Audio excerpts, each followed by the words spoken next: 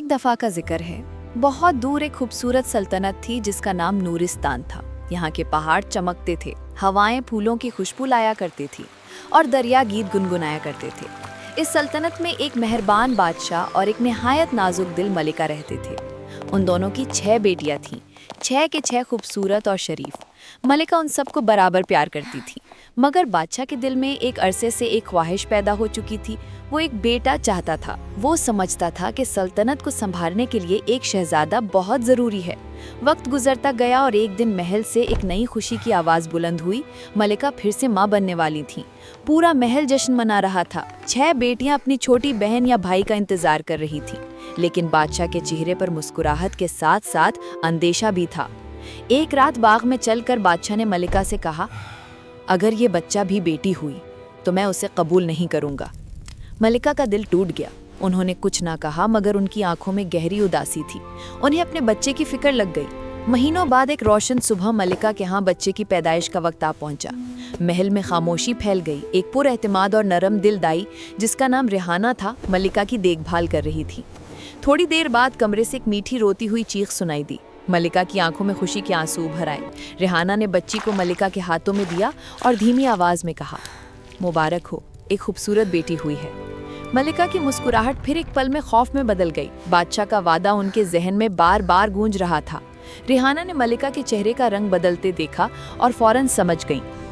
मलिका, अगर बादशाह को पता चल गया तो बच्ची की जान खतरे में पड़ सकती है। हमें उसे बचाना होगा। मलिका ने बेचैनी से कहा, रेहाना, इस बच्ची को यहाँ से ले जाओ, उसे अपनी बेटी बना लो। मुझे पता होगा कि वो ठीक है। जब वक्त सही होगा मैं उसे अपनी बाहों में वापस ले लूंगी। रेहाना आंसुओं के साथ बोली, मैं इसे अपनी जान से ज्यादा संभालूंगी। उसी रात रेहाना बच्ची को अपनी चादर में लपेटकर चोरी छुपाए महल से निकल गई। उनका घर महल के करीब ही था, पुराना मगर मोहब्बत से भरा हुआ। उस रात से इस बच्ची की नई जिंदगी शुरू हुई। रेहाना ने उसका नाम नूर गुल रखा, क्योंकि उसकी आंखों में वाकई नूर चमक रहा था। कुछ साल गुजरे तो एक अजीब बात सामने आई। जैसे ही नूरगुल पैदल चलते चलते सीखी, रेहाना ने देखा कि उसके कदमों के नीचे सोने की ईंटों जैसी चमकदार टाइल्स बनने लगती थीं। वो एक पल चमकती और फिर हवा में घुल जाती। पहले रेहाना डर गई, मगर फिर उन्होंने शुक्र अदा किया। किसी वजह से तुम बहुत खास हो मेरी बेटी, वो कहती। मलिका कभी कभी चुपके से नूरगुल को देखने आती। अपनी असली माँ के हाथ की नर्म चूंच नूरगुल को हमेशा सुकून देती थी। एक दिन नूरगुल जंगल में गहरी चली गई, जहाँ एक पुराना बरगद का दरख्त था। जैसे ही उसने दरख्त को छुआ, एक रोशन झलक ने पूरे माहौल को चमका दिया। रोशनी कम हुई तो उसके सामने एक छोटी सी परी खड़ी थी, जैसे सूरज की रोशनी से बनी हो। परी ने कहा, ऐ सुनहरे कदमों वाली बच्ची, तू आम नहीं है। तेरे पैदाइश के वक्त एक शैतानी इरादा था, मगर तेरी माँ की मोहब्बत ने उसे दुआ में बदल दिया। तू जहाँ कदम रखती है वहाँ बरकत होती है। नूरगुल हैरान रह गई। परी ने मुस्कुराकर कहा, तुम्हारी कहानी अभी शुरू हुई है, और वो हवा में घुल गई। नूरगुल के दिल में पहली बार एक सवाल पैदा हुआ, मैं कौन हूँ? इस सवाल का जवाब उसे बहुत जल्दी मिलने वाला था। सुबह का वक्त था। नूरगुल अब 7 साल की हो चुकी थी। उसकी चाल अब भी वैसी ही थी। जरा सी पैदल चलती तो उसके नीचे चमकदार सुनहरी ईंटों का रास्ता बन जाता। रेहाना ने उससे कहा हुआ था, बेटा, ये तुम्हारा राज है, हर किसी को मत दिखाना। नूरगुल बहुत समझदार थी। वो अक्सर जंगल में खेलती जहाँ कोई नहीं होता। जानवर उससे दोस्ती कर लेते, परिंदे उसके आसपास उड़ते, जैसे सब महसूस करते हों कि ये बच्ची आम नहीं। एक दिन मलिका नूरगुल से मिलने आई। नूरगुल ने मासूमी से पूछा, आप कौन हैं? आप मुझे बार बार मिलने क्यों आती हैं? मलिका अब अपने जज्बात छुपा ना सकी। आंखों से आंसू बहने लगे। मैं तुम्हारी माँ हूँ मेरी बेटी, तुम नूरिस्तान की असली शहजादी हो। नूरगुल की आंखों में हैरानी भर गई। मैं शहजादी हूँ? फिर मैं महल क्यों नहीं जाती? मलिका ने उसका चेहरा चूमा। तुम्हारी हिफाजत के लिए। तुम जब पैदा हुई तो तुम्हारे बाप ने कभी एक और बेटी कबूल करने से इनकार कर दिया था, लेकिन वक्त वक्त पर सच को जिंदगी में जगह मिलती है। दिनों के साथ नूरगुल बढ़ती गई। उसकी खूबसूरती भी बढ़ती गई।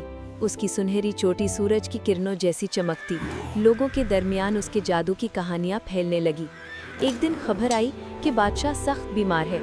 हुक्मरान ने कहा, इसके दिल पर एक पुरानी बद्दुआ का असर है, इसको सिर्फ नूर का छुआ लगे तो बच सकता है। मलिका ने समझ लिया ये वक्त है जब नूरगुल को दुनिया के सामने लाना होगा। वो उसे मिलाने महल ले गई। महल के रास्ते में नूरगुल के पैदों के नीचे सुनहरी रास्ता चमक रहा था। बादशाह ने उसे देखकर पूछा, ये बच्ची कौन है? मलिका ने गहरी सांस ली। ये तुम्हारी बेटी है, तुम्हारी 7वीं शहजादी। नूरगुल ने अपना छोटा सा हाथ बादशाह के हाथ पर रखा। अचानक पूरा कमरा सुनहरी रोशनी से भर गया। बादशाह की सांसें ठीक होने लगी, रंग वापस आ गया और आंखों में नर्म दिजी सी चमक लौट आई। बादशाह रो पड़े। मैंने इसे कभी कबूल नहीं किया और इसने मुझे जिंदगी दे दी। नूरगुल मुस्कुराकर बोली, रोशनी हमेशा अंधेरे को मिटा देती है। पूरा महल तालियों से गूंज उठा। शहजादियां अपनी छोटी बहन को घूम घूम कर गले लगाने लगी। बादशाह ने पुकार कर कहा, आज से नूरगुल नूरिस्तान की सबसे रोशन, सबसे मेहरबान शहजादी होगी। उस दिन से नूरिस्तान सचमुच रोशनी और मोहब्बत से भर गया। लोग कहते, सुनहरी कदमों वाली शहजादी ने सल्तनत में रोशनी वापस ला दी। और नूरगुल ने महसूस किया कि उसका घर, उसका परिवार और उसकी रोशनी सब इसी ज़मीन के लिए थे। बादशाह की सेहत वापस आने के बाद नूरिस्तान में एक नई उम्मीद जागी। लोगों को लगने लगा था कि उनकी सल्तनत पहले से ज्यादा रोशन हो चुकी है। जहां नूरगुल गुजरती वहां फूल और भी ज्यादा खिल उठते, हवा और नरम हो जाती और लोगों के दिलों में अजीब सी खुशी भर जाती। मगर इस रोशनी के पीछे एक पुराना राज छुपा हुआ था, वो राज जिसे अब खुलना था। नूरगुल अब सल्तनत की सबसे प्यारी शहजादी बन चुकी थी। उसकी छोटी बहनें उसको बहुत प्यार करती थीं। वो उसके सुनहरे कदमों पर हैरान होती रहती, जो ज़मीन पर ऐसे चमकते थे जैसे किसी ने सोने का रास्ता बिछा दिया हो। महल में हर जगह नूरगुल के लिए नर्म फूलों के जाए रखे जाते ताकि वो आराम से चल सके। एक रात नूरगुल महल की छत पर अकेली बैठी हुई आसमान देख रही थी। सितारे उसकी आंखों की चमक से भी ज्यादा चमकते लग रहे थे। अचानक हवा में हल्की सी खुशबू फैली, जैसे फूलों की वादी से कोई हवा चली हो। उसने पीछे मुड़कर देखा और वहां वही परी खड़ी थी जो सालों पहले जंगल में उससे मिली थी। परी ने कहा, रोशन शहजादी, तुम अब तैयार हो। अब वक्त आ गया है कि तुम अपनी कुदरत को समझो। तुम्हारी रोशनी सिर्फ रास्तों को चमकाती नहीं, वो लोगों के दिल भी चमकाती है। नूरगुल धीमे से बोली, परी, क्या मैं सच में कुछ बदल सकती हूँ? परी मुस्कुराई और कहा, तुम ही सिर्फ बदल नहीं सकती, तुम्हारे अंदर वो रोशनी है जो पुरानी बद्दुआ को हमेशा के लिए मिटा सकती है। नूरगुल की आंखों में हैरानी भर गई। बद्दुआ? कौन सी बद्दुआ? परी हल्की सी उदासी से बोली, बहुत अरसा पहले नूरिस्तान को एक बुरी जादूगरनी ने बद्दुआ दी थी कि सल्तनत का वारिस कभी खुश नहीं रहेगा। बादशाह के दिल में बेटा की ख्वाहिश इसी बद्दुआ का हिस्सा थी। लेकिन जब तुम पैदा हुई, तुम्हारी माँ की मोहब्बत में बद्दुआ को तोड़कर तुम्हें रोशनी का तोहफा दिया। नूरगुल ने महसूस किया कि उनकी दुनिया कितनी गहरी, कितनी पुरानी, कितनी राजदार है। परी ने अपना हाथ उसके सर पर रखा और कहा, अब तुम्हारा फर्ज है कि तुम नूरिस्तान को उस रोशनी तक ले जाओ जो सदा के लिए अंधेरों को मिटा दे। इस बात के बाद परी हवा की तरह गायब हो गई, मगर नूरगुल के दिल में एक नया हौसला पैदा हो गया। अगले ही दिन नूरगुल ने फैसला किया कि वो सल्तनत का गांव-गांव जाकर लोगों से मिलेगी। उसके साथ उसकी 6 बहनें भी गई। हर एक उस पर बहुत फख्र करती थी। लोगों ने जब पहली दफा नूरगुल को देखा तो उनकी आंखों में हैरानगी भी थी और प्यार भी।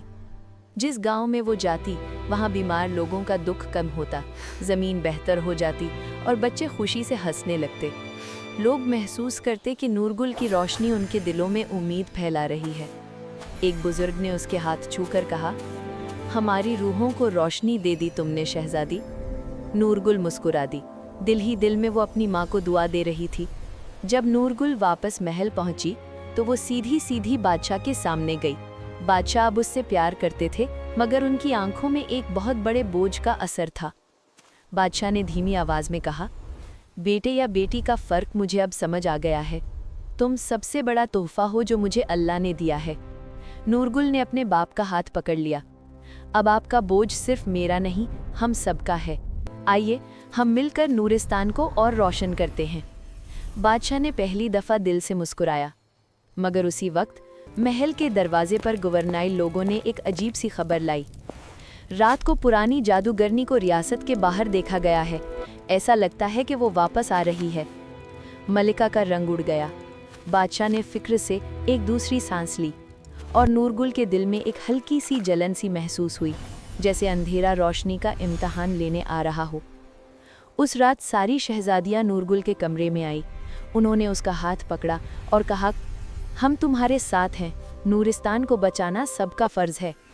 नूरगुल ने अपनी बहनों को देखकर कहा, तो फिर हम साथ ही रहेंगे, चाहे कितना भी अंधेरा आए। और इस तरह नूरगुल की ज़िंदगी का नया सफ़र शुरू हुआ। रोशनी और अंधेरे के दरमियान एक नरम, खूबसूरत और जादू भरा इम्तहान। नूरगुल और उसकी बहनें उस रात बहुत देर तक बैठकर बात करती रहीं। माहौल में एक हल्की सी घबराहट थी, लेकिन साथ ही साथ एक नई हिम्मत भी थी। रात के आसमान पर सितारे चमक रहे थे, जैसे नूरगुल की रोशनी को सलाम कर रहे हों। अगले दिन महल के सुनहरी दरवाजों पर नरम हवाएं चल रही थीं। नूरगुल जल्दी उठकर बाग में नीचे गई। बाग खूबसूरती से भरा हुआ था। फूलों से हल्की रोशनी निकल रही थी, परिंदों के पंखों पर चमक थी और दरिया के पानी में सूरज की पहली किरण चमक रही थी। नूरगुल ने पानी को छुआ। उसकी उंगलियों से हल्की सी सुनहरी रोशनी फूटी और दरिया की लहरें कम सख्त, ज्यादा नरम हो गईं। उसी वक्त बाग की गाती हुई हवा रुकी, फूलों की खुशबू रुक गई और एक अजनबी सा साया झिलमिलाया। बादशाह के हिफाजती सिपाही भागते हुए आए। शहजादी, जंगल के किनारे पर एक अजीब चीज देखी गई है, जैसे हवा का रंग बदल गया हो। नूरगुल के दिल में एक हल्की सी बेचैनी जागी। उसने अपनी बहनों को बुलाया। सारी शहजादियां जरीन, महनूर, लैला, गुलबदन, शीबा और महर उसके इर्द गिर्द जमा हो गईं। हम साथ चलेंगे, जरीन ने कहा। हम अपनी रोशनी को अकेला नहीं छोड़ेंगे, महनूर बोल उठी। नूरगुल ने मुस्कुराकर उनके हाथ थाम लिए। उनके कदमों तले फिर वही सुनहरा रास्ता चमक उठा।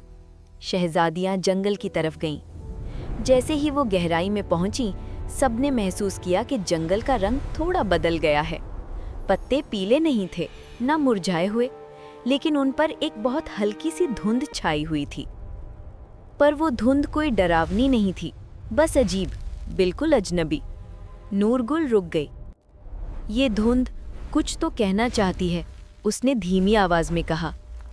अचानक एक हल्की थी सी हवा चली और उनके सामने जमीन पर चंद सुनहरी दाने जैसे नक्श उभरने लगे, जैसे कोई उनको रास्ता दिखा रहा हो। शहजादी लैला ने कहा, ये तो तुम्हारे रोशनी की जुबान लगती है। नूरगुल ने सर हिला दिया। चलो देखते हैं ये हमें कहाँ ले जाती है। उन्होंने उन सुनहरी नक्शों का पीछा किया। रास्ता उन्हें जंगल से निकलकर एक छोटी पहाड़ी की तरफ ले गया।